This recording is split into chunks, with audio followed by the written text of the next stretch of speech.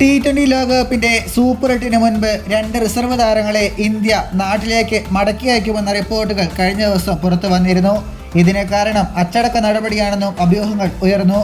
ഇപ്പോഴിതാ ഇക്കാര്യത്തിൽ സത്യാവസ്ഥ പുറത്തു വന്നിരിക്കുന്നു. ടീം അംഗങ്ങളായ ശുഭ്മാൻ ഗിൽ, ആവേശ് ഖാൻ എന്നിവരെയാണ് നാട്ടിലേക്ക് മടക്കി അയക്കാൻ ടീം ഇന്ത്യ തീരുമാനിച്ചത്. T20 ലോകകപ്പിൽ ന്യൂയോർക്കിൽ മത്സരങ്ങൾ നടക്കുന്ന സമയത്തെ ഗില്ലിന്റെ പെരുമാറ്റത്തിൽ ടീം മാനേജ്മെന്റ് ഒട്ടും തൃപ്തരല്ലെന്നായിരുന്നു വാർത്തകൾ.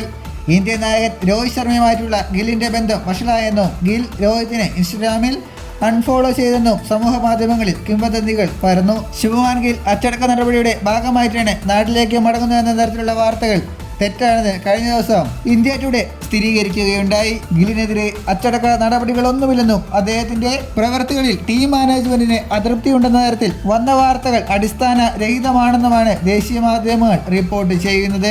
സൂപ്പർ 8-ൽ ഇന്ത്യൻ ടീമിന് 4ാം ഓപ്പണറുടെ ആവശ്യം വേണ്ടിവരില്ല. 3ാം ഓപ്പണറായി ജയ്സ്വാളിനെയാണ് പരിഗണിക്കുന്നത്. അതുകൊണ്ട് തന്നെ ഗിൽ റിസർവ് സംഘത്തിനൊപ്പം തുടരുന്നതിൽ അർത്ഥമില്ല. ലോകകപ്പിന് തുടക്കം മുതൽ ഇന്ത്യൻ സംഘത്തിനൊപ്പമുള്ള ഗില്ലിന് കാര്യമായ പരിശീലന സെഷനുകളും ലഭിച്ചിരുന്നില്ല എന്നതാണ് ശ്രദ്ധേയം. ഇതുപോലുള്ള പുതിയ വാർത്തകൾക്കായി ചാനൽ ഇപ്പോൾ തന്നെ മറക്കാതെ സബ്സ്ക്രൈബ് ചെയ്ത് വയ്ക്കുക.